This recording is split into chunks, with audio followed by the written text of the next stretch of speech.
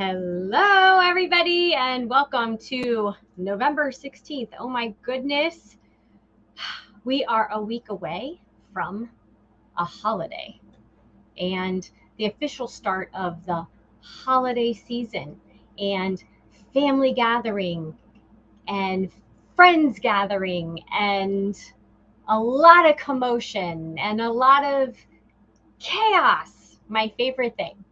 So, hello and welcome to A Moment of Presence. I am Michelle with Moksha Grace Coaching, and we are here together today. First, I want you to thank yourself for being here and for tuning in, because it's important to give yourself that moment during your day, during your week, and honor yourself, right? To give yourself time and space to bring your thoughts up, bring some feelings up, or not at all, and just be here and see what comes up for you. So anyway, thank yourself for giving yourself this time. So today's topic, being the eye of the storm. What the heck do you mean, Michelle? What are you coming up with today? Well, first of all, I'm wearing my thankful shirt because it is and yes, I did buy this like last year just for Thanksgiving. And it's about gratitude. It's about being thankful and storms, being the eye of the storm. So back to that. What in the world does that mean? So imagine your holiday and you're around a table, whether it's for breakfast, lunch, dinner, however you do Thanksgiving or the holidays, and you have arrived on time, you brought the dish that was requested of you, there's laughter, coming from the kitchen, or maybe debating. There's football fans in the other room watching TV, watching the game and bickering about who is right after which play and who's going to win the season. The kids are running all around and they're sneaking cookies or maybe a piece of ham that they're not supposed to have, not until dinner anyway.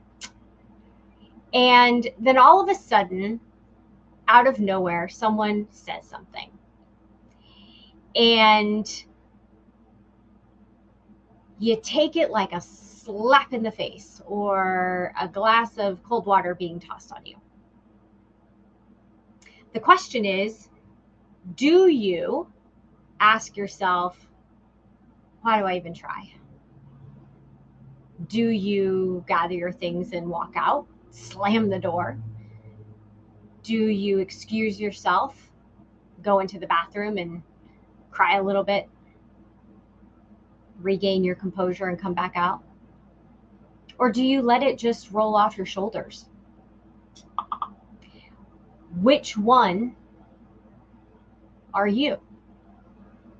Which action is more like you? And then, how do you want to be? So if any of those reactions are similar, sound like you, then keep watching, because we're going to dive into this. So it's a moment of presence.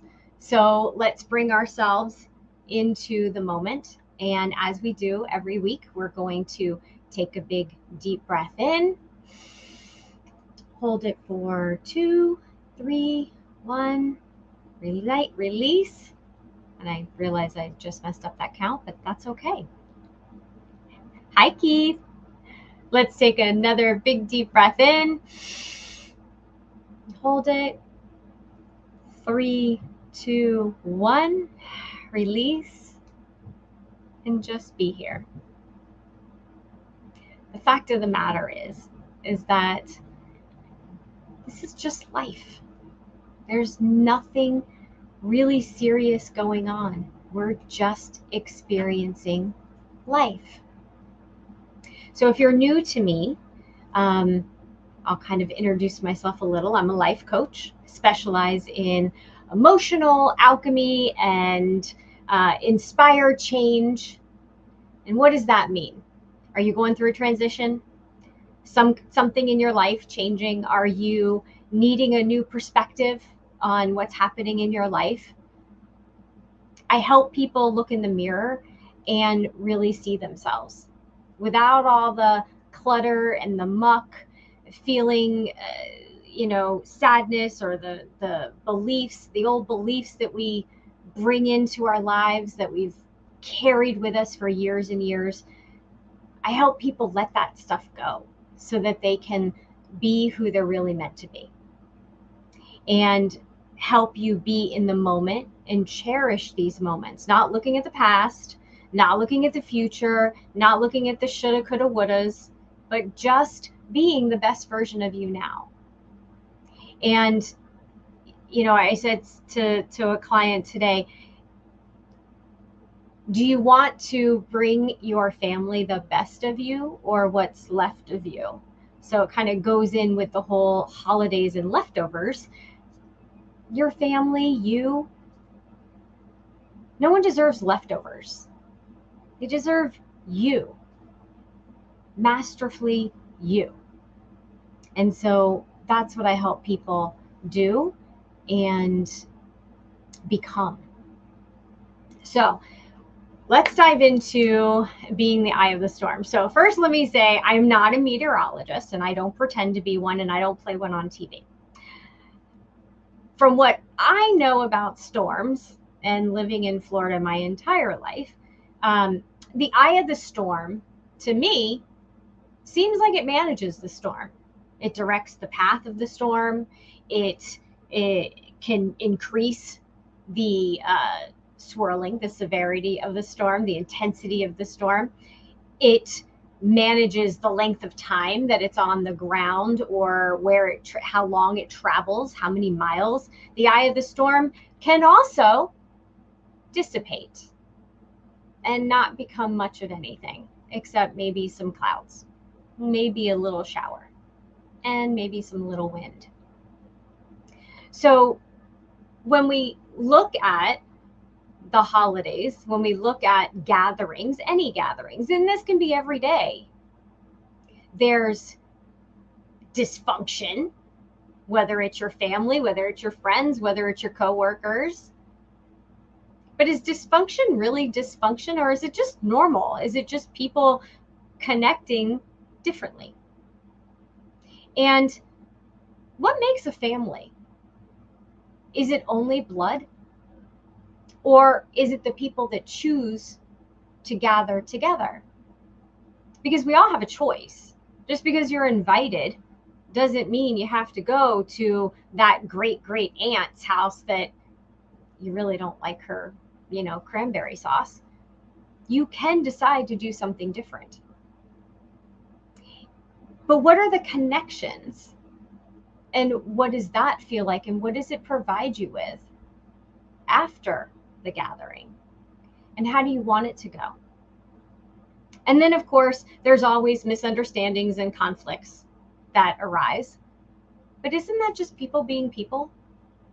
Isn't that just what life is really about? Because how boring would it be in this world if we all just thought the same exact things? And would there really be anything to talk about or teach each other? So let's test the air a little bit. I like to kind of have some fun with it and, play games. So let's test the air, so to speak. And I'm going to say a scenario, and I want you to notice what you feel, what comes up for you. And it might be a chuckle. It might be a pang in the gut. But let's just see. Okay? So when you're in a situation with your family, friends, in your gathering, and someone walks up to you and says, "Everything okay?" Are you wondering, like, do I look okay? What are they talking about? Of course I'm okay. If somebody comes up and says, "Are you dating anyone?" Now I'm going to use different inflections of my tone, but just imagine your aunt, uncle, distant friend, friend from high school, whatever you feel. Just, use your own tonality of how it sometimes is presented to you. How about, wow, you really can do that? That can be a trigger. Why would you want to get involved in that? Where did you hear that information? Where do you even get your news? That's a big one these days. You really believe that? That one comes up too a lot. Well, what are your plans for the future? Did you salt the potatoes?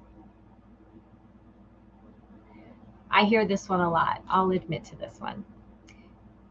I get asked this. Did you salt your turkey before tasting it? Well, my son just bought a house. Or, my husband just got a promotion. Are you still looking for a job?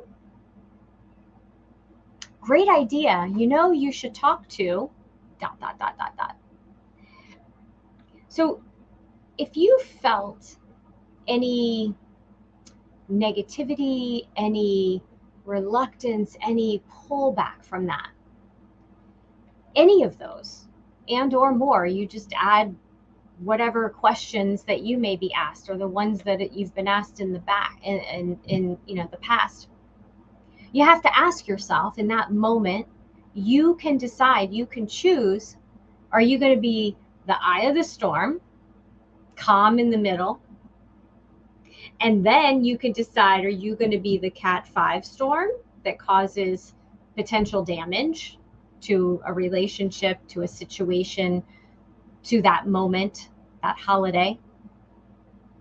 Or are you going to let the moment pass and be like that cloud with the little rain shower, if anything, and just be the passing cloud?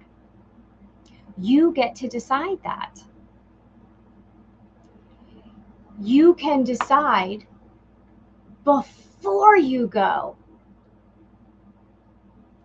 and be proactive to build up your soul's strength, kind of putting on an energetic armor, if you will, to protect yourself from reacting so that your spirit can just respond in the spirit of maybe how it's meant, but you're misunderstanding.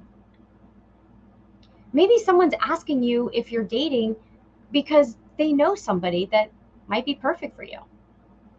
Maybe they're asking you if you salted your food already because they care about your health and your blood pressure.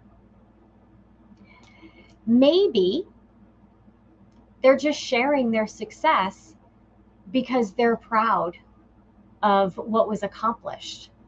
And you can either choose to think of it as someone questioning where you are and doubting where you are and that you should be something that you're not right now.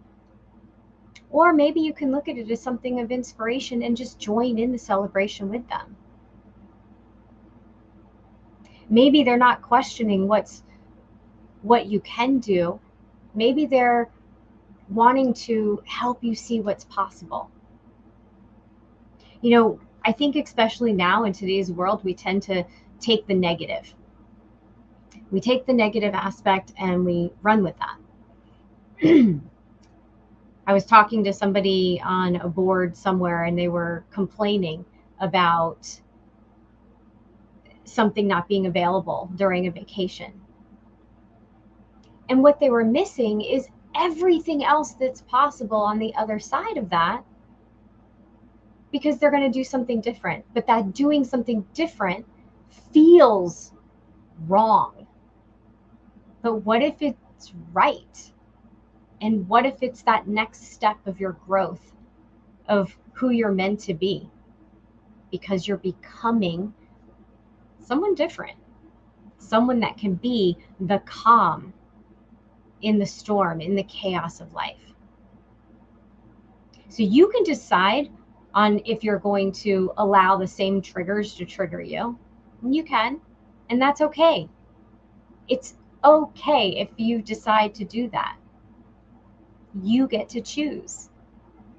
But if you decide to do something different, if you decide to meditate or go ground yourself before you walk in the door, if you decide that this year is going to be different and that you're not going to let anybody bother you, that's very nice. Thank you for that opinion. Okay, I'll take that under review. Just let it go. Because sometimes people don't know how they sound. Some people don't know where you're at, but you also don't know where they're at. And so if we go in with compassion, and maybe that's all they have to talk about is their, family's accolades, they're not trying to make you feel bad. And if they are, that says more about them than you. And how you respond is what says everything about you.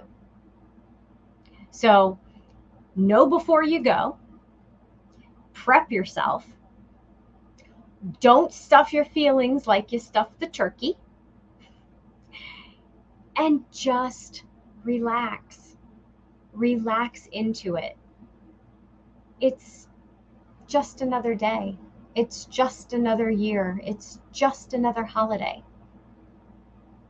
And no matter what you do, if you decide to be home and celebrate in your own way, if you decide to go out and be with a group of people, just be the best you. That's all. The best you. The one that makes you happy. Because when you're happy, that's all that matters. And then you take from the gathering whatever it is that you want. So, with all of that being said, yes, I will see you next Wednesday. It will be the day before, and I will be probably in an apron. So be prepared. But thank you for being here. Thank yourself for being here. And just remember that every day, every holiday, every moment can either be the best or the worst, but it's all up to you. So choose wisely. And I'll see you next week.